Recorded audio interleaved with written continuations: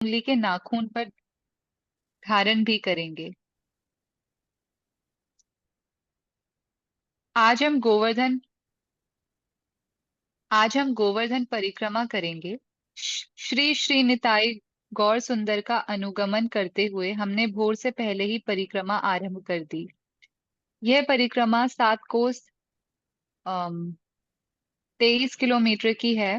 गोवर्धन की परिक्रमा का एक और बाह्य मार्ग है जो इससे लगभग 2 गुना लंबा है।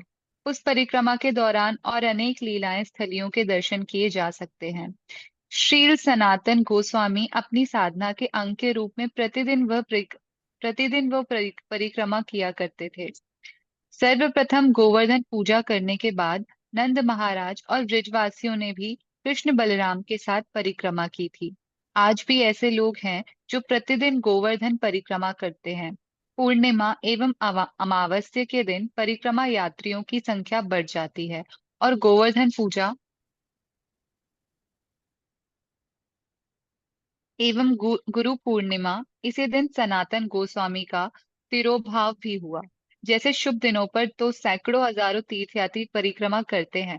परिक्रमा आरंभ करने से पहले हमने गिरिराज को प्रणाम किया और उनसे परिक्रमा करने की अनुमति मांगी। कुसुम सरोवर। सर्वप्रथम हम कुसुम सरोवर पर रुके। कुसुम अर्थात फूल। ये सरोवर ब्रज के सर्वाधिक सुंदर स्थलियों में से एक है। इसका स्वच्छ हरा जल हमारे मन को निर्मल बनाकर हमें परिक्रमा के लिए प्रेरित करता है। सरोवर के उस पार छोटे बड़े अनेक गुंबदों एवं चबूतरों से निर्मित स्थापत्य का एक अनूठा नमूना है। संतुलित सुंदर एवं भव्य यह वास्तु एक पूर्ण वैदिक इमारत का स्मरण कराती है। कुसुम सरोवर के दक्षिणी तट पर एक कुंज है। ये अशोक लता कहलाता है। ये श्री कृष्ण ने श्रीमती राधा रानी के यहाँ श्री कृष्ण ने श्रीमती राधा रानी के केस संवारे थे। अशोक लता के पीछे एक छोटे मंदिर में श्री उद्धव जी के श्री विग्रह सेवित हैं। यह स्थान उद्धव बैठक कहलाता है। गोपियों को संदेश देने के लिए श्री कृष्ण ने उद्धव को ब्रज भेजा था। जिस स्थान पर उन्होंने वह संदेश दिया, वहां हम परिक्रमा के 17वें दिन जाएंगे। गोपियों के उत्कट प्रेम को देखकर उद्धव इतने भाव विभोर हो गए कि उन्होंने ब्रज में लता बनने की प्रार्थना की, जिससे उन्हें अपने सिर पर गोपियों की चरण धूलि प्राप्त हो सके। उनकी इच्छा पूरी हुई और आज भी वे कुसुम सरोवर पर लता बनकर रहते हैं। उद्धव के यहाँ लता बनने के बाद एक अद्भुत लीला हुई, जिसका वर्णन श्रीमद् भागवतम महा महात्म्य में आता है। श्री कृष्ण और यादवों के अप्रकट होने के बाद श्री कृष्ण की पत्नी कुसुम सरोवर के हम दर्शन करेंगे। कृष्ण कुसुम सरोवर की जय। तो यहाँ पे आई थिंक आगे जो लीला बताएंगे, यहाँ पे कुसुम मतलब राधा रानी और गोपी यहाँ पे कुसुम है ना फूल चुनने आती थी, और है ना कृष्णा भी यहाँ पे आते थे, कई बार माली बन के आते थे। तो बहुत सुंदर लीलाएं हैं इस स्थान की। कुसुम सरोवर है ये। श्री कृष्ण की पत्नी कालिंदी ने अन्य सब रानियों को सलाह दी कि वे भगवान से हो रहे तीव्र विरह को शांत करने के लिए उद्धव से श्रीमद् भागवतम सुने।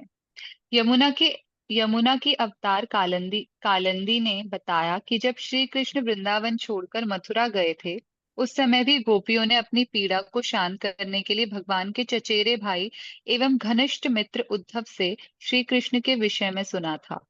निश्चय करके सब रानियां वृषनाभ एवं परीक्षित महाराज के साथ उद्धव की खोज में कुसुम सरोवर पहुंची। वे जानती थी कि उद्धव वहां लता बनकर निवास कर रहे हैं। पहुंचकर वे वीणा मृदंग एवं अन्य वाद्य यंत्रों द्वारा श्री कृष्ण का गुणगान करने लगी। जैसे ही कीर्तन अपनी पराकाष्ठा पर पहुंचा, उद्धव अपने मूल रूप में प्रकट होकर कीर्तन नृत्य करने लगे। हरिनाम कीर्तन रूपी आनंद सागर में विनग्र होकर कुछ समय के लिए निमग्न। वे सब निमग्न होकर कुछ समय के लिए वे सब स्वयं को भूल गए और कुछ समय पश्चात स्वयं को स्थिर करने वे उद्धव द्वारा श्री भागवतम सुनने के लिए बैठ गए। किंतु उद्धव ने परीक्षित महाराज को एक अन्य कार्य सौंपा। कली कली को खोजकर उसका दमन करना। उद्धव जानते थे कि कलयुग प्रवेश कर चुका है और वह इस भागवत कथा के विघ्न डा- और वे और वो इस भागवत कथा में विघ्न डालने का प्रयास करेगा। भागवत कथा से वंचित होकर परीक्षित महाराज निराश हो गए, परंतु उद्धव ने उन्हें आश्वासन दिया कि शीघ्र ही उन्हें महाभागवतम श्री शुकदेव गोस्वामी के मुख से भागवत कथा सुनने का सौभाग्य प्राप्त होगा। परीक्षित महाराज चले गए और उद्धव वहां उपस्थित जनसमूह को भागवत सुनाने लगे।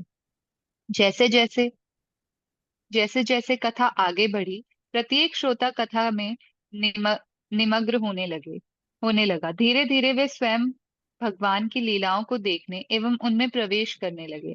वहां से पुनः इस संसार में लौटने का कोई प्रश्न नहीं। इस प्रकार उन्हें भागवत श्रवण का चरम उद्देश्य प्राप्त हुआ। वस्तुतः जो व्यक्ति एक चित्त से श्याम सुंदर के माधुर्य तथा व्रजवासियों के प्रेम का श्रवण करता है, उसके लिए इससे श्रेष्ठ गति और भला क्या हो सकती है। आज हमारी परिक्रमा उसी स्थान पर बैठी है और हम सब श्री कृष्ण की रानियों के समान भगवान से विरह का अनुभव कर रहे हैं। हम शास्त्रों में वर्णित सारी अद्भुत लीलाओं को देखना चाहते हैं। रानियों को यहाँ कृष्ण कथा सुनने का सुझाव मिला था और गंभीरता पूर्वक इसका पालन करने करके वे भगवत लीलाओं में प्रविष्ट हो गईं।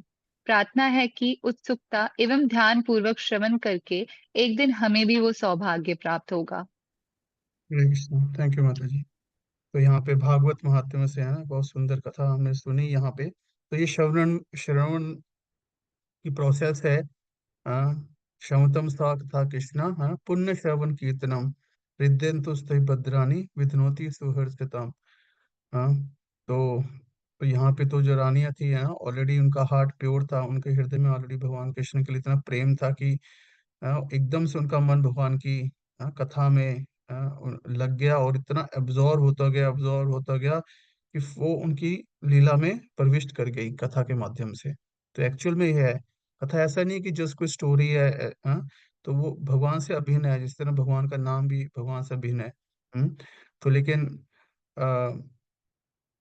लेकिन हमारे स्तर पे पहले कथा, जो हमें भगवान की कथा हम को ध्यान पूर्वक श्रद्धा के साथ सुनते हैं तो हमें प्यूरिफाई करती है। श्रवतम स्वकथा पुण्य श्रवण कीर्तन, तो ये कुछ साधारण नहीं है भागवत कथा, ये स्पिरिचुअल है। तो हमें शुद्ध करती है और फिर शुद्ध मन के साथ हम अटेंटिवली जब सुनते हैं तो एक्चुअल में हम भगवान की लीला में प्रविष्ट कर जाते हैं। जैसे हम मान लो स्टेज पे ड्रामा देख रहे हैं, पहले हम you know as a audience हम देख रहे हैं स्टेज पे, और फिर हम इतना ज्यादा उसमें अब्जॉर्व हो जाते हैं कि फिर हमारे अंदर बहुत स्ट्रांग डिजायर कि मैं भी मतलब उसमें पार्टिसिपेट करूं। हाँ, फिर हम खुद भी स्टेज के ऊपर पहुंच जाते हैं। It's like that. ठीक है, थैंक यू। कौन पढ़ेगा आगे? ओके, सुषमा माता जी आप पढ़िए। अनम्यूट कर लीजिए।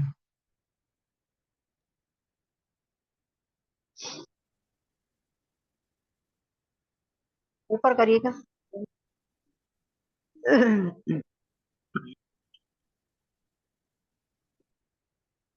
पढ़िए पढ़िए माता जी। नारद कुसुम सरोवर से कुछ आगे चलकर हम बाएं मुड़े और एक छोटी सड़क से आधा किलोमीटर चलकर नारद वन पहुंचे।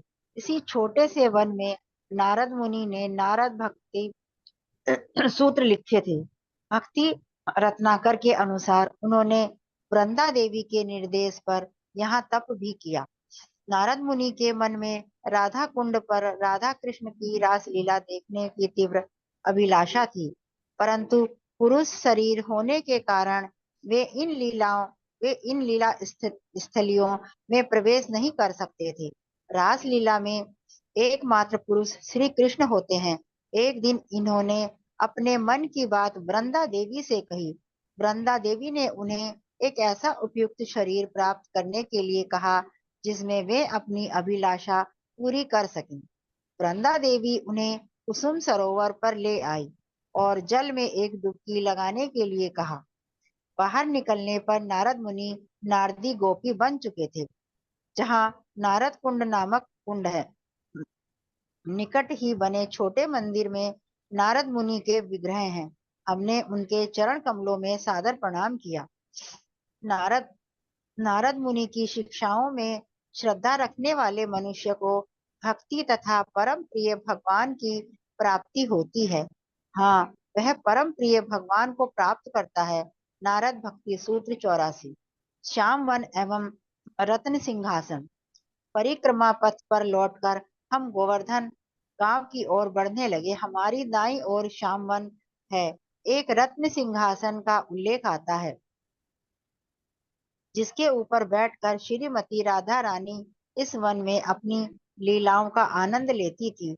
भक्ति रत्नाकर में उल्लेख किया गया है कि जब शंखचूड़ गोपियों का अपहरण करने का प्रयास कर रहा था, तब श्री कृष्ण ने यही उनका उसका वध किया था। तब भगवान ने इस असुर के सिर में शंखाकृति रत्न निकाला और श्री बलराम को भेंट दिया। शंखचूड़ श्रीमती राधा रानी के भाई श्री दामा का विस्तार था। इसके पीछे भी एक कथा है। गर्ग संहिता के अनुसार आध्यात्मिक जगत में एक घटना घटी, जिससे इन दोनों भाई बहनों ने एक दूसरे को शाप दिया। फलस्वरूप श्री दामा शंखचूड़ बने और श्री कृष्ण के वृंदावन छोड़ने के बाद श्रीमती राधा रानी को अपने प्रियतम से 100 वर्ष विरह का अनुभव करना पड़ा। इस स्थान पर श्री कृष्ण के हाथों मृत्यु प्राप्त करके शंखचूड़ श्री दामा के अपने मूल स्वरूप में विलीन हो गया।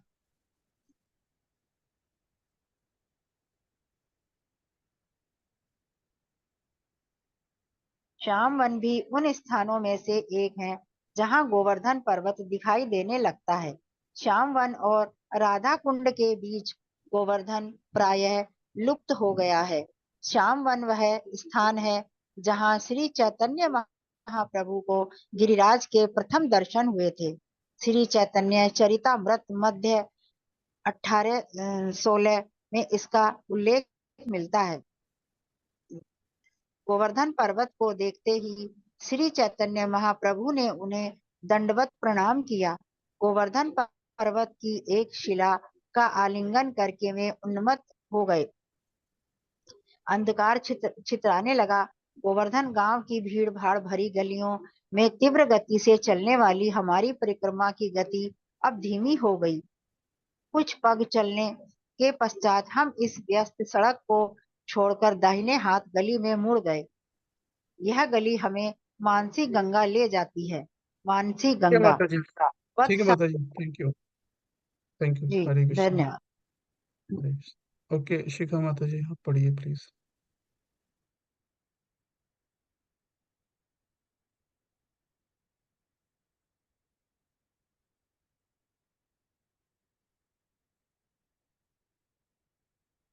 शिखा माता जी, आप अनम्यूट कर लीजिए।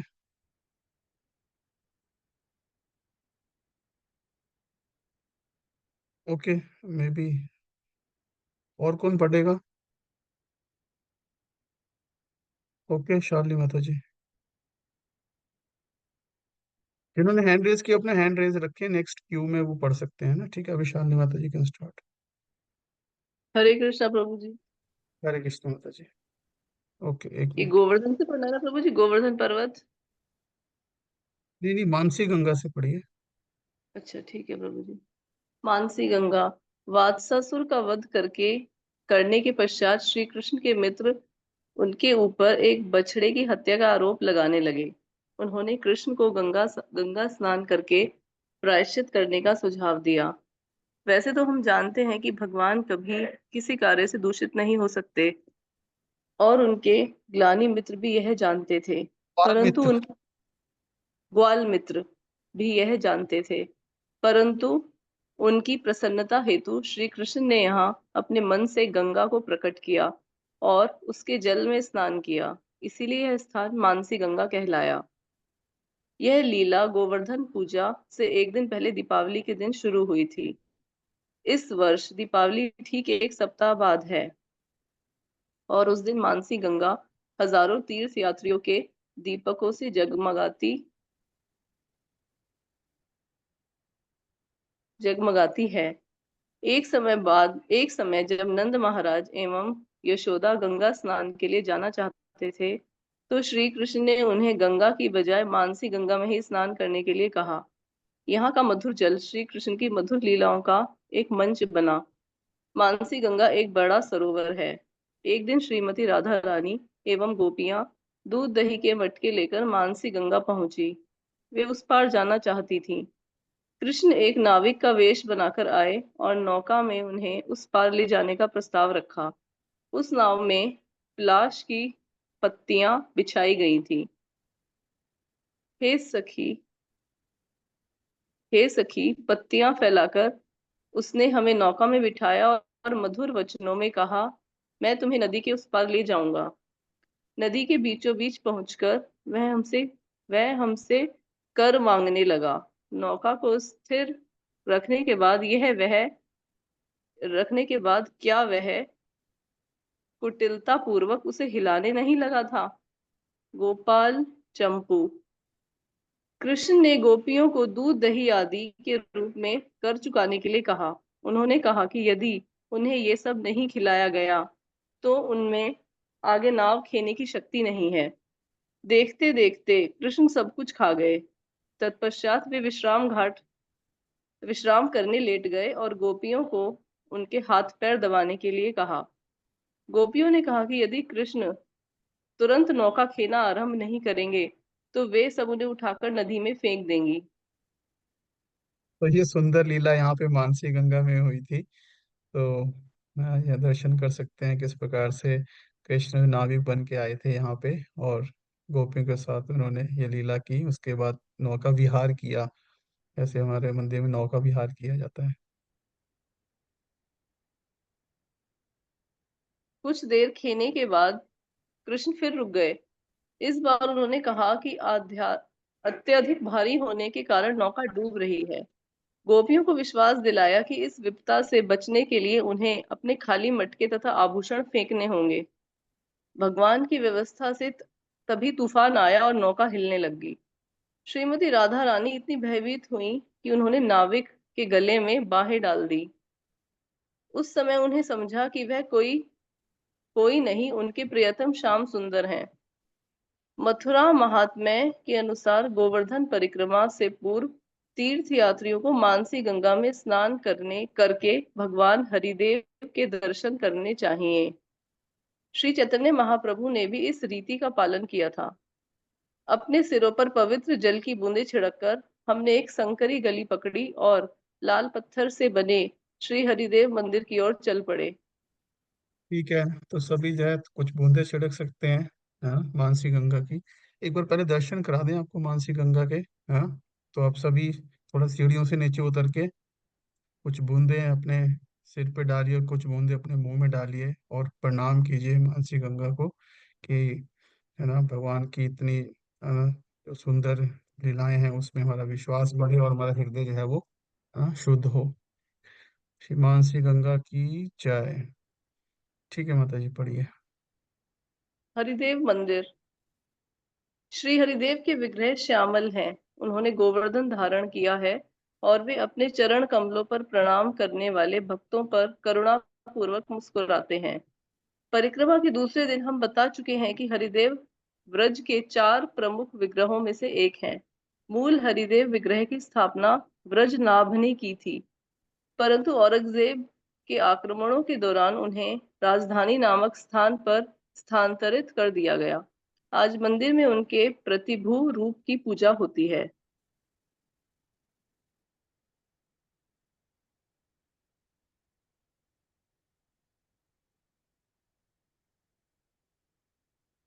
ब्रह्मकुंड।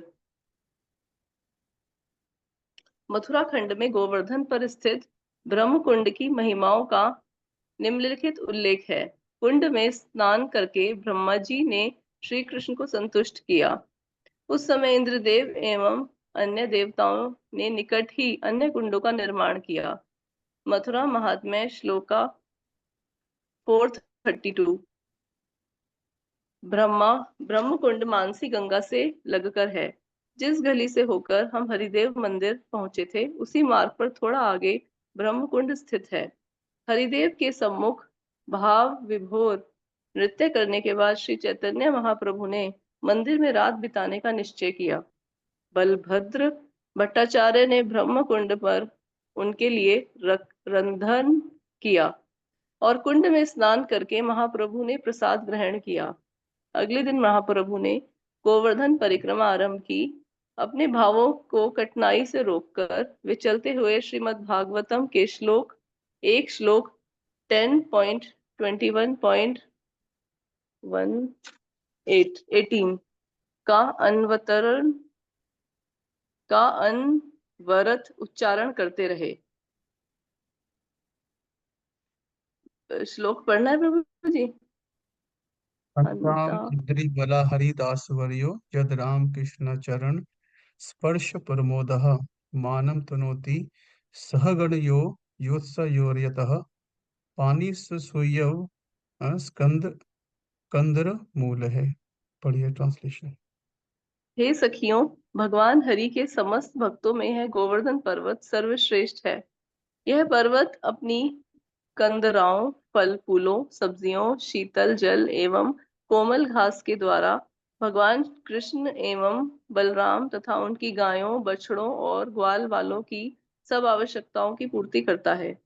इन उपहारों के द्वारा गोवर्धन भगवान का सम्मान करता है तथा कृष्ण बलराम के चरण कमलों के स्पर्श से अत्यंत हर्षित एवं स्वयं को कृतार्थ मानता है। तो यहाँ पे गोवर्धन जी को जो है हरिदास वर्य बताया गया कि हरि के दास जो भगवान के सर्वेंट्स हैं, भक्तों में से ये टॉप मोस्ट है, क्योंकि इस प्रकार से वो भगवान को अलग अलग रूप में आनंद देते हैं, अपनी कंदराओं के द्वारा, फल फूलों के द्वारा, सब्जियों के द्वारा, शीतल जल के द्वारा, लीलाओं में असिस्ट करते हैं। तो यही भक्त का उद्देश्य है, भगवान की सेवा करना, भगवान के आनंद को बढ़ाना। तो गिरिराज जी जो है वो स्वयं भगवान भी हैं, उन्होंने अपने को प्रकट किया था, but at the same time वो हरिदास वर्य भी हैं, भक्त भाव में भी हैं।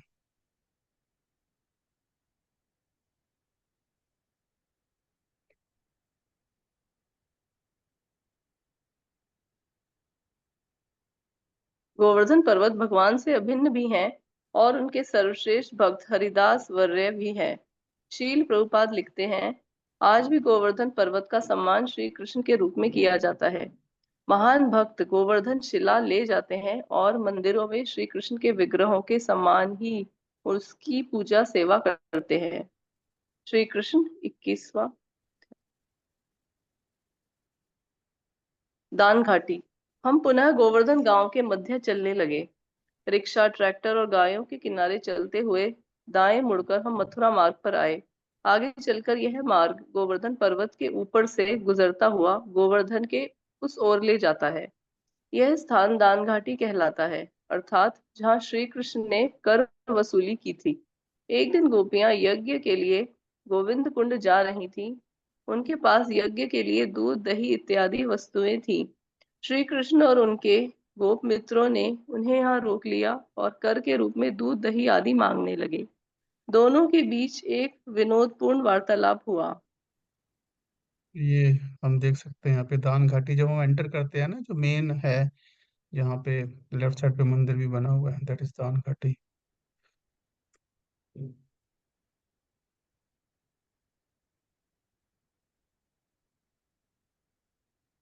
कृष्ण, हे सुंदरी, मैं वनराज के आदेश से बंधा हूँ। उनकी अवज्ञा तो नहीं कर सकता। उन्हीं के आदेश से मुझे कर वसूली का यह क्रूर कार्य करना पड़ता है। मैं स्वतंत्र नहीं हूँ। बताओ क्या करूं? मैं विशाखा, क्या तुम्हें कंस ने आदेश दिया है? कृष्ण, नहीं नहीं विशाखा, फिर किसने दिया है? कृष्ण, उसने जिसकी तिरछी दृष्टि से कंस एवं सब लोग कांपने लगते हैं, उसका नाम है कामदेव। ललिता, हाँ, मैंने आज तक कामदेव नामक किसी राजा के बारे में नहीं सुना। श्रीदान केली कौमुदी। परिक्रमा मार्ग एक लक्ष्मी नारायण मंदिर के बाद मथुरा सड़क को बीच में छोड़कर बाएं मुड़ जाता है। यहाँ हमारे कुछ भक्त रुपयों के बदले सिक्के लेते हैं, जिससे वे परिक्रमा में आने वाले मंदिरों तथा भिक्षुकों को दान दे सकें। यहाँ सड़कों के किनारे बूढ़ी विधवाएं तथा साधु भिक्षा पात्र लिए बैठे हैं। प्रातःकालीन सूर्य प्रकाश सुंदर लाल कांति से गिरिराज को नहलाता प्रतीत होता है। सड़क पर थोड़ा और आगे जाने पर हमें उसका सबसे ऊंचा शिखर दिखाई देने लगता है। ये माता जी, थैंक यू। थैंक यू प्रभु जी। और कौन पढ़ेगा? के नेक्स्ट कौन है? राकेश प्रभु पढ़िए। हरे कृष्णा प्रभु जी। हरे कृष्णा। इस्कॉन भक्ति वेदांत आश्रम। शीघ्र ही हम इस्कॉन भक्ति वेदांत आश्रम पहुंच गए। यह सुंदर मंदिर ठीक गोवर्धन पर्वत के सामने सड़क के पार है। एक समय यह मध्य प्रदेश के राजा का महल था। बाद में हमारे प्रिय तमाल कृष्ण गोस्वामी एवं गिरिदास स्वामी ने इसे प्राप्त करके इस्कॉन का आश्रम बना दिया। हमारी संस्था के वरिष्ठ भक्त कुछ समय निकाल कर यहाँ आते हैं और अपने प्रचार क्षेत्रों में लौटने से यहाँ आत्मनिरीक्षण एवं गहन साधना करते हैं। यहाँ तमाल कृष्ण गोस्वामी महाराज की पुष्प समाधि भी है। कुछ आगे बढ़ने पर हमने इस क्षेत्र के दो गांवों के विषय में सुना, परसौली और पेठा।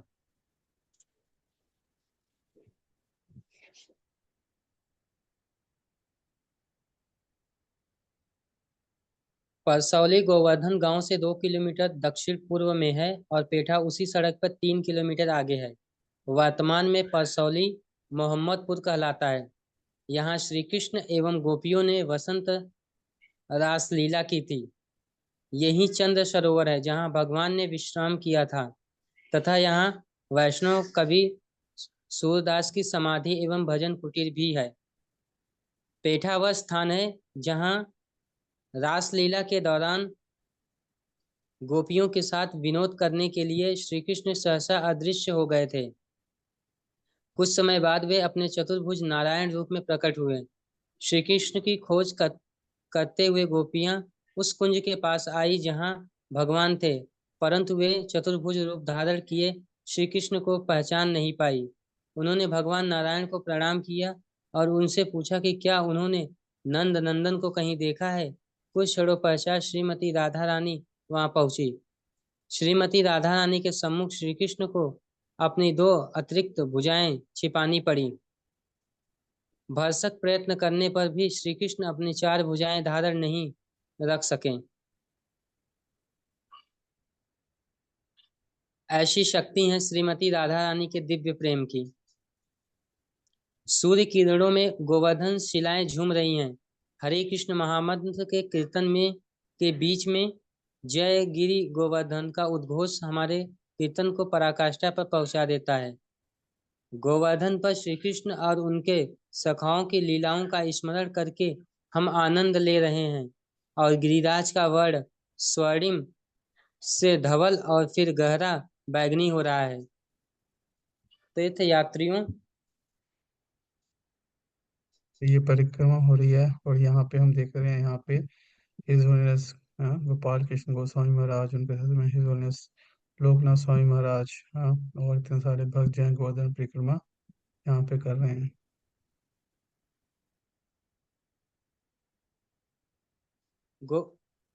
गोवर्धन की तलहटी में कुछ शिलाओं को जोड़कर छोटे घरौंदे बना रखे हैं। सबकी एक ही अभिलाषा है कि उन्हें वृंदावन के कुंजों में शाश्वत निवास प्राप्त हो। हम में से कुछ भक्तों ने भी घरौंदे बनाए और करबद्ध प्रार्थना की, हे भगवान, जब भी हमारे शरीर का अंत समय आए, अपनी अहेतुकी कृपा से हमें यहाँ ले आना और गिरिराज के चरण कमलों में निवास प्रदान करना।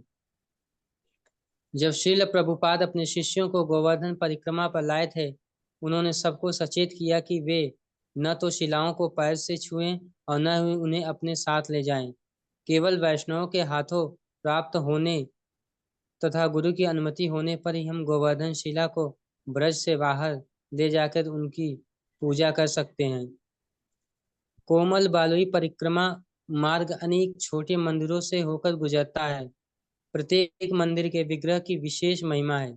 मार्ग में अनेक गांव एवं कुंड हैं जो हमें एक क्षण के लिए श्री कृष्ण की लीला स्मृतियों में ले जाकर उन्हें जीवंत कर देते हैं। जब व्योमासुर ने ग्वालवालों का अपहरण करके उन्हें काम्यवन की गुफा में छिपा दिया था, उस समय वे यहीं गोवर्धन में खेल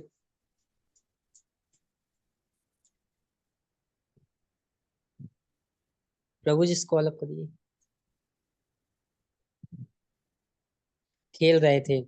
परिक्रमा के 14वें दिन काम्यवन की यात्रा के दौरान हम विस्तार पूर्वक व्योमासुर वध की लीला सुनेंगे।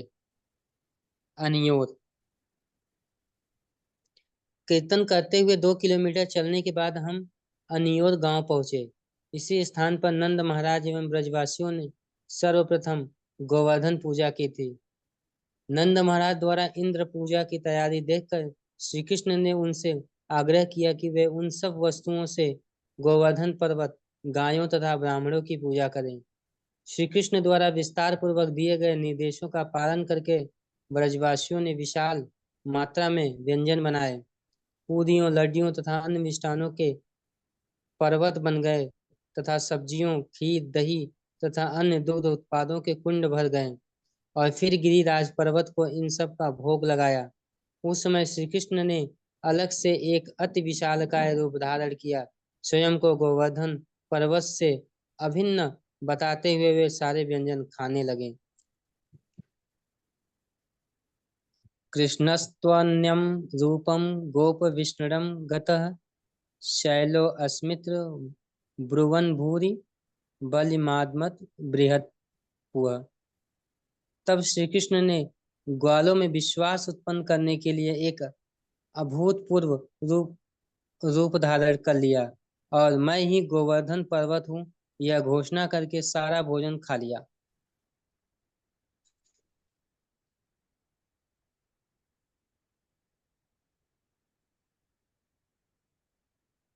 संकर्षण कुंड एवं गोवर्धन पर्वत के गोवर्धन पर्वत की वाणी आकाश में गूंजने लगी। आनी और मुझे और दो, मुझे और दो। इसलिए यह स्थान आनियोर कहलाया। भक्ति रत्नाकर। गोवर्धन पूजा महोत्सव न केवल यहाँ अपितु संपूर्ण ब्रज में मनाया जाता है। इस लीला की स्मृति में ढेर सारे खाद्य पदार्थ बनाकर वितरित किए जाते हैं। आज से ठीक 9 दिन बाद पूरे ब्रज एवं विश्वव्यापी समस्त इस्कॉन मंदिरों में यह उत्सव मनाया जाएगा। परिक्रमा करते हुए हम भी यह गोवर्धन पर्वत की पूजा करेंगे। उस समय हम वर्षाणा में होंगे। हमने गिरिराज के सम्मान में एक बड़े भोज की तैयारी की हुई है। हम एक छायादार कुंज में श्री श्री निताई गौर सुंदर को घेर बैठे हैं। एक प्रमुख परिक्रमा व्यवस्थापक भक्तों को आगामी गोवर्धन पूजा के लिए यथाशक्ति दान देने के लिए प्रेरित कर रहे हैं। कुछ भक्त स्वयं दान देते हैं, जबकि कुछ लोग अपनी यात्रा की ओर से आयोजित करते हैं। दानकर्ता जितने उदार होंगे, भोजन उतना विशाल होगा। ठीक है, गोविंद। Thank you. हरे कृष्ण।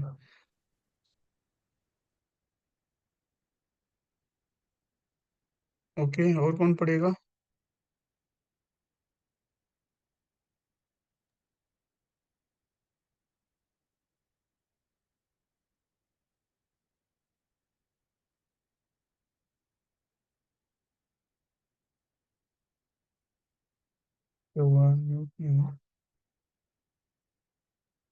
हरे कृष्णा। हरे कृष्ण प्रभु जी, पढ़ूं?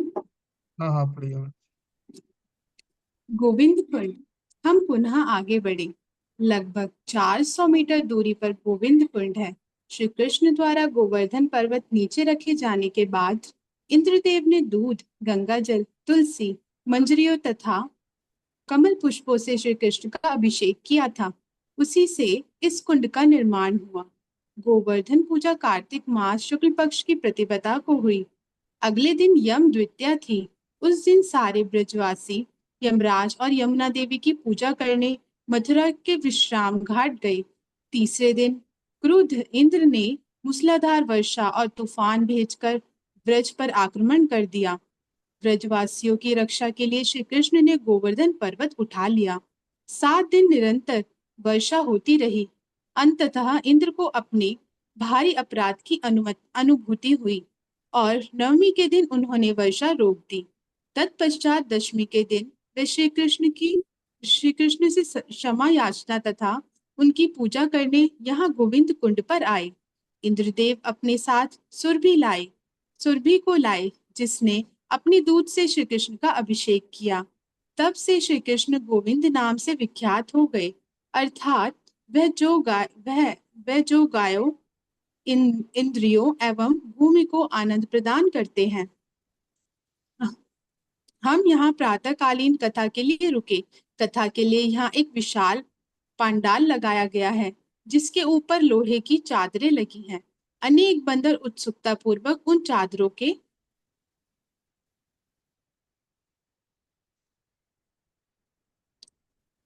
कोनों से नीचे झांक रहे हैं। कुछ देर कीर्तन करने के बाद मैंने गोवर्धन पर्वत की महिमाओं तथा परिक्रमा के दौरान हमारा क्या मनोभाव और इच्छाएं होनी चाहिए, इस विषय पर चर्चा की।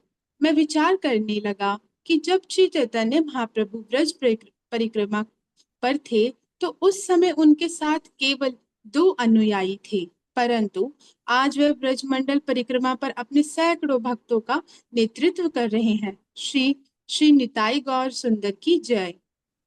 सहसा सच्चिदानंद स्वामी को अपने बीच देखकर हम आनंदित एवं आश्चर्यचकित रह गए। मैंने उनका आलिंगन करके स्वागत किया।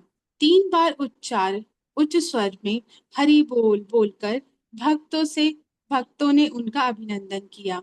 सच्चिदानंद स्वामी ने गोविंद कुंड पर हुई माधवेंद्रपुरी की कथा सुनाई। इस संदर्भ में गर्ग संहिता में एक रोचक भविष्यवाणी की गई है। हे राजन, कलयुग के 4108 वर्ष बीत जाने पर सबकी आंखों के सामने भगवान श्री कृष्ण गोवर्धन पर्वत पर एक गुफा से प्रकट होंगे और श्रृंगार मंडल पर अपना दिव्य रूप प्रकट करेंगे। संत जन उनके इस रूप को भगवान श्रीनाथ कहेंगे। वह गोवर्धन पर्वत पर नित्य लीलाओं का आस्वादन करेंगे। भगवान के इस रूप का दर्शन करने से कलयुग के लोग समस्त आध्यात्मिक सफलता प्राप्त कर सकेंगे। गर्ग संहिता। श्री चैतन्य महाप्रभु के परम गुरु श्रील माधवेंद्रपुरी की अहेतु की कृपा से यह भविष्यवाणी सत्य हुई। गोविंद कुंड पहुंचकर माधवेंद्रपुरी ने स्नान किया और आनंद में भाव विभोर हो एक वृक्ष के नीचे बैठ गई। भगवत प्रेम में उन्मत्त उन्हें खाने पीने की सुध-बुध नहीं रहती। अपने भक्त के प्रति प्रेमवश श्री कृष्ण एक ग्वाले बने और हमारे गांव में कोई भूखा नहीं। और ये गोविंद कुंड के दर्शन कर सकते हैं, जहाँ पे इंद्र ने जो है भगवान कृष्ण का अभिषेक किया, क्षमा याचना की, भगवान से क्षमा मांगी कि उन्होंने जो गलती की अपने अहंकार के कारण, क्योंकि हाई पदवी मिलने के कारण उनको मद आ गया था, अहंकार आ गया था, तो इसलिए, लेकिन अब उनको पता चल गया कि भगवान जो है वो सर्वशक्तिमान है, तो उन्होंने आके इस प्रकार से भगवान से क्षमा मांगी। उसके तरह हमें सिखा रहे हैं बेसिकली कि हमें अभिमानी नहीं होना चाहिए बिल्कुल भी। और अब जो है श्रीनाथ जी हैं जो प्रकट हुए, उनकी कथा आएगी। तो गोविंद कुंड की जय। तो आप आचमन कर सकते हैं यहाँ पे।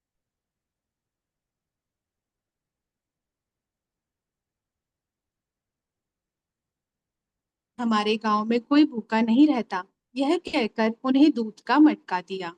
उन्होंने माधवेंद्रपुरी से कहा कि वे कुछ देर में मटका वापस लेने आएंगे।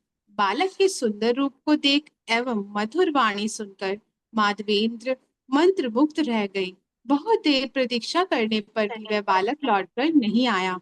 जैसे जैसे समय बीता, माधवेंद्रपुरी की उत्सुकता बढ़ने लगी।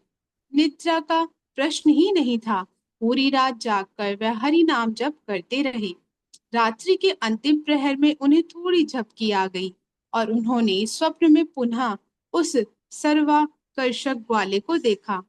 गोपाल उनका हाथ पकड़कर एक झाड़ी के पास ले गए और बोले, मैं इस झाड़ी में रहता हूँ और इसलिए मुझे अत्यधिक ठंड, वर्षा, वायु और गर्मी सहन करनी पड़ती है। मेरा नाम गोपाल है। मैं ही गोवर्धन धारी हूँ। ब्रजनाभ ने मेरी स्थापना की थी और मैं ही यहाँ का अधिकारी हूँ। जब मुसलमानों ने आक्रमण किया, उस समय मेरी सेवा करने वाले पुजारी ने मुझे इस झाड़ी में छिपा दिया और तब आक्रमण के भय से भाग गया। गोपाल ने माधवेंद्रपुरी को निर्देश दिया कि वह गांव वालों की सहायता से उन्हें झाड़ी से बाहर निकाले और पहाड़ी के ऊपर स्थित करके उनकी पूजा सेवा आरंभ करे। नींद से उठने पर माधवेंद्रपुरी श्री गोपाल से तीव्र विरह का अनुभव करने लगे। फिर स्वयं को स्थिर करके उन्होंने भगवान के आदेश का पालन किया। वह झाड़ी यही संकर्षण कुंड के पीछे है और श्रृंगार स्थली या गोपाल प्रकट स्थली के नाम से जानी जाती है। श्री गोपाल की स्थापना पहाड़ी के शिखर पर की गई। कई बार वह यहाँ से गाठुली ग्राम भी गए। परसों हम इसकी कथा सुनेंगे। बाद में श्री गोपाल को राजस्थान के नाथ द्वारा नामक स्थान पर ले जाया गया, जहाँ वे श्रीनाथ जी नाम से विख्यात थे। कथा के पश्चात हमने अधिक अमृत भरी कथाओं की खोज में चलना जारी रखा। बीच बीच में कोई कांटा चुभकर गोपियों का स्मरण करा देता। वह सदैव चिंतित रहती थी कि ब्रज में भ्रमण करते समय कृष्ण के कोमल चरण कमलों को कष्ट ना हो। पीले फूलों से लदी झाड़ियों के बीच सुंदर तितलियां उड़ रही हैं। यह वन अत्यंत रमणीय है। गोवर्धन के अंतिम छोर यानी पूछरी तक आते आते पुनः पहाड़ी अदृश्य हो गई। हमने लगभग आधी परिक्रमा पूरी कर ली है। नवल कुंड एवं अप्सरा कुंड को प्रणाम करके हम लौटा बाबा के मंदिर गए। तो ये दृश्य आ रहा है जो माधवेंद्रपुर जी को दर्शन देने है ना, स्वयं भगवान आए थे, कहा कि है ना, उनको दर्शन दिया और फिर उसके बाद उनके सपने में आके उनको कहा कि मुझे बाहर निकालें। क्यों माता जी पढ़िए। कुचरी का लोटा बाबा। गोवर्धन का दक्षिणी छोर लोटा बाबा द्वारा संरक्षित है। वृंदावन से जाते समय श्री कृष्ण ने ब्रजवासियों को मथुरा से लौटने का वचन दिया था। श्री कृष्ण के हट्टे कट्टे इस मित्र को उनके वचनों पर पूरा विश्वास था और आज भी वह धैर्य पूर्वक उनकी प्रतीक्षा कर रहे हैं। हमने उनसे श्री गुरु एवं श्री गौरांग की शिक्षाओं में लेश मात्र उल्लास, निश्चय एवं धैर्य की प्रार्थना की। लौटा बाबा गाय चराने के लिए हाथ में लाठी पकड़ते हैं। कहा जाता है कि जब श्री कृष्ण ने गोवर्धन पर्वत उठाया तो कुछ अन्य ग्वालों के साथ लौटा बाबा ने भी अपनी लाठी से गोवर्धन को सहारा दिया था। चूंकि लौटा कृष्ण से कहीं अधिक हट्टे कट्टे थे, उन्हें वास्तव में यही लगा कि उन्होंने ही गोवर्धन पर्वत उठाया हुआ है। अपने मित्र का मनोभाव समझकर कृष्ण मुस्कुराए और अपनी उंगली थोड़ी नीचे कर दी। लौटा बाबा तुरंत अपनी असहाय स्थिति समझ गए और भगवान से पुनः पर्वत को स्वयं ही संभालने की याचना की। हमें भी कई बार ऐसा लगता है कि है ना, हम बहुत कुछ कर रहे हैं, लेकिन फिर जैसे भगवान थोड़ा सा झटका देते हैं, फिर हमें एकदम समझ में आता है कि हम कुछ नहीं कर रहे हैं। हाँ, तो ये लौटा बाबा के दर्शन करेंगे। लौटा बाबा की जय से भगवान के प्रिय मित्र हैं, भगवान की प्रतीक्षा कर रहे हैं कि भगवान कब मथुरा से वापिस आएंगे। हाँ, तो दिस इज कॉल्ड होप। हाँ, होप, आशा। तो हम सब को ये होप ही सब कुछ है एक्चुअल में। तो ये आशा, हाँ, हमें बांध के रखनी है कि हाँ, एक दिन भगवान आएंगे, हमारे हृदय में भी प्रकट होंगे। हाँ, हम भगवान का धाम हमें मिलेगा, भगवान की शाश्वत सेवा मिलेगी। तो इस होप के साथ जो है हम उत्साह, हाँ, बनाए रखें भक्ति में और अपनी साधना में धैर्य पूर्वक लगे रहें। जैसे यहाँ पे हजारों साल से लौटा बाबा बैठे हैं, कृष्ण की प्रतीक्षा कर रहे हैं। हाँ, भाग नहीं गए छोड़ के। कुछ दिनों के बाद कुछ नहीं हो रहा, कृष्ण तो आ नहीं रहे हैं, हाँ छोड़ो, हाँ नहीं। तो हमें डे आफ्टर डे, सालों, हाँ कई सालों तक, हाँ मे बी लाइफ्स भी जा सकती हैं, भगवान की भक्ति में लगे रहना है। डेफिनेटली भगवान आएंगे। ठीक है हम जी पढ़िए। यहाँ हमने श्याम ढाक नामक स्थान की कथा सुनी, जो परिक्रमा मार्ग से दूर कुचरी से 2 किलोमीटर पश्चिम में स्थित है। इस छोटे वन में वृक्षों की पत्तियां कटोरों के आकार की हैं। जब कृष्ण अपने मित्रों के साथ भोजन करने बैठते, तो उन्हें अतिरिक्त कटोरों की आवश्यकता होती। ये वृक्ष प्रचुर मात्रा में उन्हें कटोरे प्रदान करते। ठीक है माता जी, थैंक यू। अब हरे ब्रज में कृष्ण। सब भगवान की सेवा करते हैं। ओके, हरि बोल। और कौन पढ़ेगा, कौन है? हैंड रेस किया हुआ है, एक मिनट। ओके, बीना माता जी पढ़िए, आप पढ़िए।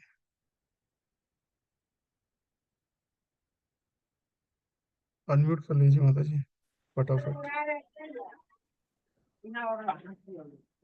हरे कृष्ण प्रभु जी। हरे कृष्ण माता जी, एक मिनट। सॉरी, एक आज थोड़ा सा लेट हो जाएगा। अनदर 8 to 10 मिनट्स, हाँ। लेकिन आज परिक्रमा भी इतनी लंबी है, 21 किलोमीटर की परिक्रमा आज हम कर रहे हैं, तो फल भी ज्यादा मिलेगा, कृपा भी ज्यादा मिलेगी। चलिए पढ़िए माता जी। यहाँ हमने श्याम ढाक नामक स्थान की कथा सुनी, जो नहीं परिक्रमा नहीं, नीचे राघव पंडित गुफा से पढ़िए। राघव पंडित गुफा। प्रभु जी यहाँ से पढ़ना है। हाँ, हम पुनः आंतरिक परिक्रमा पथ पर चलने लगे। कुछ आगे चलने पर हमने सुतल वन में प्रवेश किया। यहाँ सुतल कुंड है और उनके निकट ही श्रीनाथ जी मंदिर। राघव पंडित की गुफा देखने के लिए हम मंदिर के पीछे गए।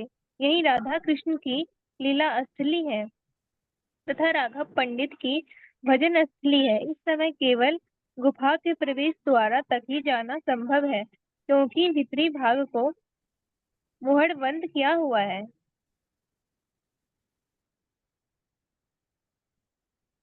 राघव राघव पंडित जी के बारे में बताएंगे। राघव पंडित जी कौन है? आप भी सोच रहे होंगे राघव पंडित कहाँ से आ गए एकदम से ये, हाँ? राघव पंडित श्री चैतन्य महाप्रभु के अंतरंग पार्षद थे। गौड़ गणोधेश दीपिका के अनुसार वे राधा कृष्ण की लीलाओं में चंपकलता सखी थे। उन्होंने नरोत्तम दास ठाकुर एवं चंपकलता, श्रीनिवास आचार्य चंपकलता सखी थे, को चंपकलता। ब्रजमंडल परिक्रमा कराई। भक्ति रत्नाकर के 5वें अध्याय में इसका विवरण मिलता है। अब तक सबको भूख लग गई। नाश्ते के लिए हम एक खुले स्थान पर ठहर गए। गिरिराज को भोग अर्पित करके हम उनके चरणों में बैठकर प्रसाद लेने लगे। प्रसाद लेने का इससे सुंदर अनुभव भला और कहाँ मिलेगा। अच्छा कहिए या बुरा, हम चारों ओर से शरारती बंदरों से घिरे हैं, जिनकी हमें निरंतर निगरानी करनी पड़ती है। एक तेज तरार बंदर एक भक्त की थाली से पूरियां ले भागा। छलांग लगाकर वह बिजली की गति से दौड़ा, परंतु बीच में ही उसके भूखे मित्र उस पर कूद पड़े। हमारे साथ आए कुछ वैष्णव पहली बार गोवर्धन परिक्रमा कर रहे हैं। सूरज की प्रचंड गर्मी, लंबा पैदल रास्ता तथा अपनी असहाय स्थिति देखकर वे अभिभूत हो सकते हैं। एक भक्त ने टिप्पणी की, सब भक्तों को चलते देख आश्चर्य होता है। युवा, वृद्ध तथा छोटे बड़े सब लोग बिना किसी शिकायत के चल रहे हैं। विशेष रूप से पुरुषों की अपेक्षा माताएं अधिक शांत एवं सहनशील है। लड़खड़ाकर चलते हुए मुझे लगा कि सड़क के किनारे और भी भक्तों को थका हारा देखूंगा, परंतु परिक्रमा के प्रत्येक सदस्य में भक्ति की दिव्य शक्ति प्रकट हो रही है। वे निर्वध परिक्रमा मार्ग पर आगे बढ़ रहे हैं और जो भक्त पहले ही परिक्रमा कर चुके हैं, उनके लिए यह परिक्रमा नए नए साक्षात्कारों का स्रोत है तथा पूर्व में की गई परिक्रमाओं की मधुर स्मृतियों को जीवंत करती है। कुछ स्थानीय वैष्णव तो अपनी दैनिक साधना के रूप में परिक्रमा करते हैं। बीच में हमें अभिषेक परिक्रमा करते हुए तीर्थयात्री दिखाई देते हैं। वे पेंदी में छेद हुआ बड़ा घड़ा हाथों में लेकर परिक्रमा करते हैं, जिसके छेद से दूध रिसता रहता है। कुछ स्त्रियां दंडवती परिक्रमा कर रहे हैं, अपने पतियों की सहायता सेवा कर रही। प्रत्येक दंडवत के बाद पत्नी अपने पुण्यवान पति के चरणों की धूल सिर पर लगाती है। कुछ लोग एक ही स्थान पर एक से अधिक दंडवत करते हैं, जैसे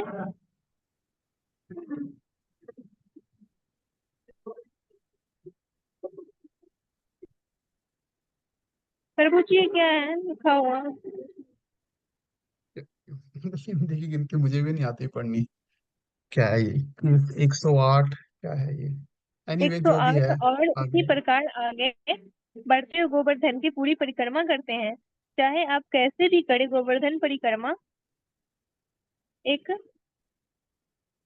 अल्पकलनीय अलौकिक अनुभव है। मुझे उस ब्रजमंडल परिक्रमा का स्मरण है जब मैंने कुसुम सरोवर की श्याम वन तक दंडवती परिक्रमा की थी। मुझे देख कुछ और भक्तों ने भी वह परिक्रमा की।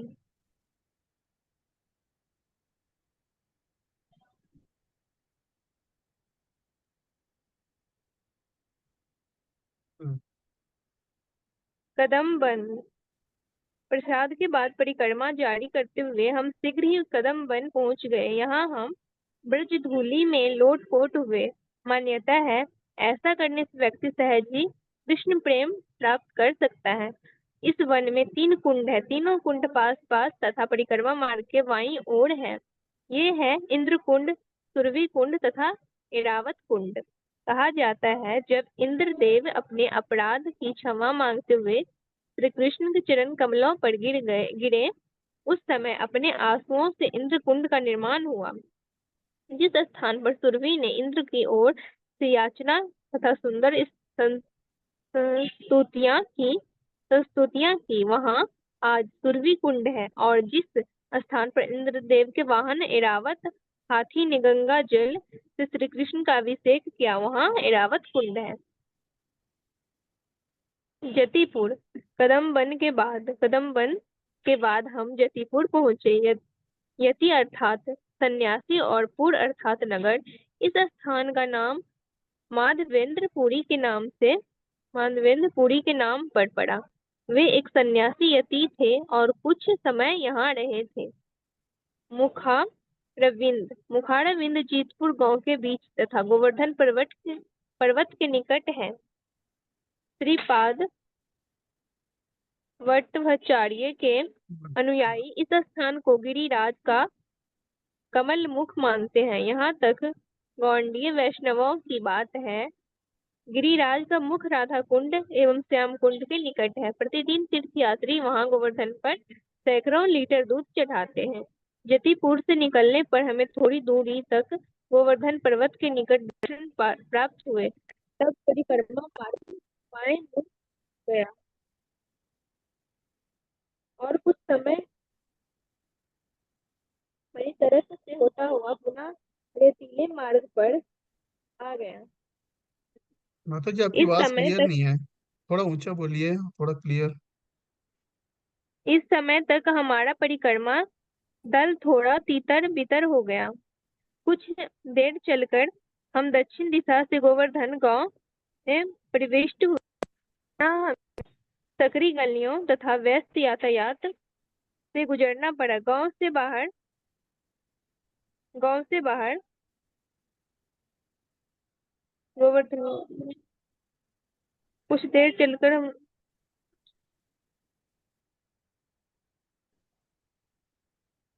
है और जतिपुर से अब क्या हुआ? प्रभु जी फोन आ गए थे ना, इसलिए आवाज नहीं आ रहे थे। अच्छा अब हो गया तो आप पढ़िए।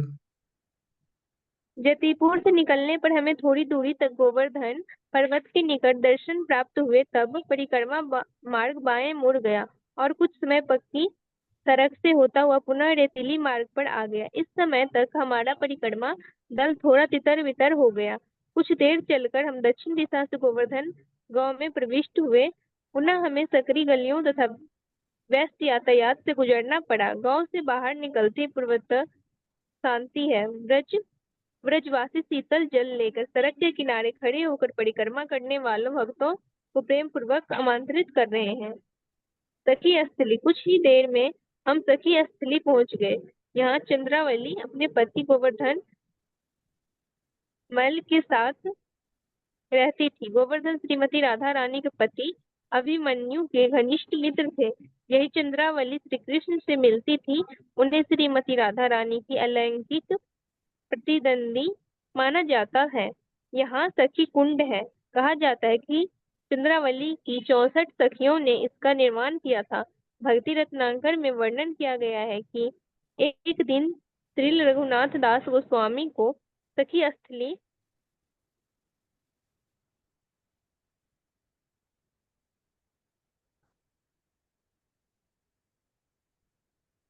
से लाए गए। दोनों में छाछ दी गई। जैसे ही उन्हें यह पता चला कि यह दोना चंद्रावली के गांव का है, उन्होंने क्रोधित होकर उसे दूर फेंक दिया। श्रीमती राधा रानी के प्रति उनकी भक्ति इतनी एकनिष्ठ थी।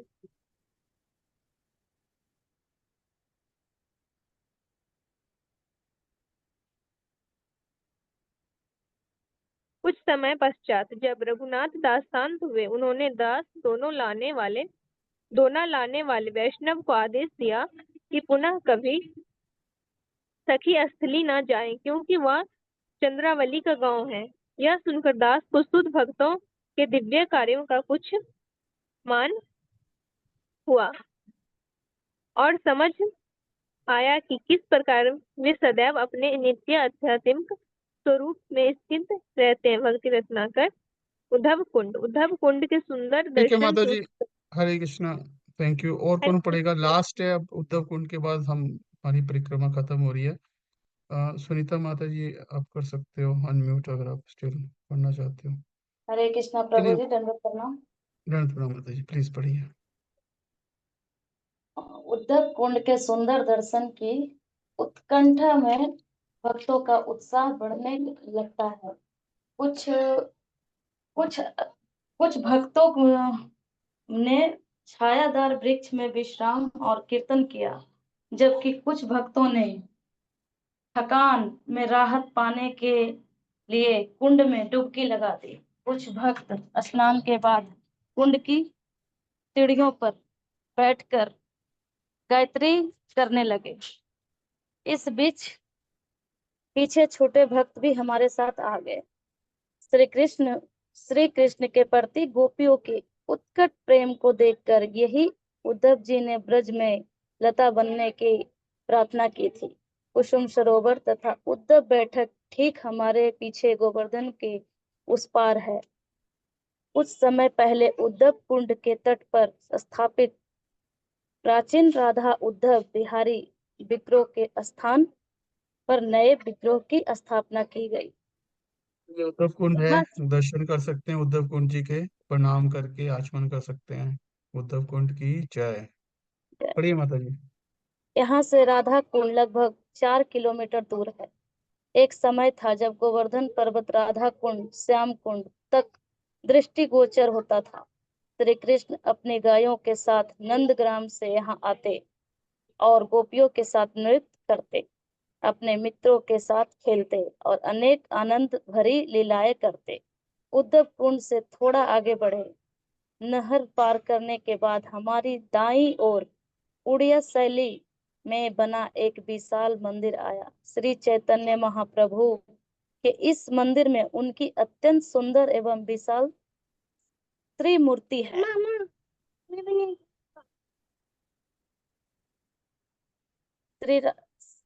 श्री राधा कुंज बिहारी गौड़ीय मंदिर। राधा कुंड गांव में प्रवेश करने से पहले हमारा अंतिम पड़ाव राधा कुंज बिहारी गौड़ीय मठ था। 11 प्रभु जी हिंदी 11 क्या है ये 1935 में श्री भक्ति सिद्धांत सरस्वती ठाकुर ने इसकी स्थापना की। यहाँ हमने श्री गौर किशोर दास बाबा जी महाराज की पुष्य समाधि पर दंडवत प्रणाम किया। उन्होंने 30 वर्ष वृंदावन में निवास किया। राधा कुंड। अंततः हमें भव्य श्री राधा कुंड के दर्शन हो ही गए। यद्यपि सभी भक्त थके हैं तथा कुछ पैरों में छाले से ग्रस्त हैं, फिर भी वे नृत्य कर रहे हैं। सहसा हमारा कीर्तन तीव्र हो उठा है और हमें आभास हुआ कि क्यों श्रील प्रभुपाद की अंतिम इच्छा गोवर्धन परिक्रमा करने की थी। राधा कुंड और श्याम कुंड को प्रणाम करके हमने उनके चारों ओर भ्रमण किया और अपने आवासीय स्थल पर लौट आए। अपने परिक्रमा को संपूर्ण करके हमने ब्रजरज में लौटकर गिरिराज जी को धन्यवाद दिया। उन्होंने हमें पूरे दिन अपने सानिध्य में रहने का सौभाग्य प्रदान किया। कल हम राधा कुंड के आसपास विशेष स्थानों के दर्शन करेंगे। यह कुंड श्री कृष्ण को अपने प्राणों से भी अधिक प्रिय है। हरि बोल। श्री गिरिराज गोवर्धन महाराज की जय। तो बहुत बहुत धन्यवाद सभी भक्तों का। कुछ भक्त परिक्रमा में से बीच में भाग गए, बट थोड़ा लेट हो गया, बट थैंक यू सभी भक्तों हरे को, बहुत कृष्णा बहुत प्रभु जी, धन्यवाद।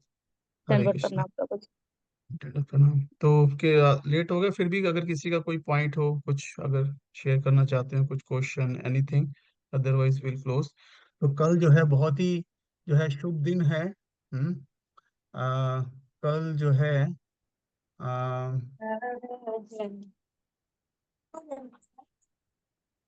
हम्म,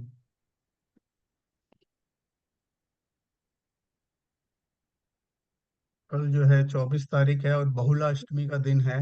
हाँ, कल हमने पढ़ा ही था बहुलाष्टमी के बारे में। तो हम कल राधा कुंड में ही होंगे बहुलाष्टमी जो, और राधा कुंड पेरेंट्स डे भी है। और कल हम राधा कुंड की परिक्रमा भी करेंगे।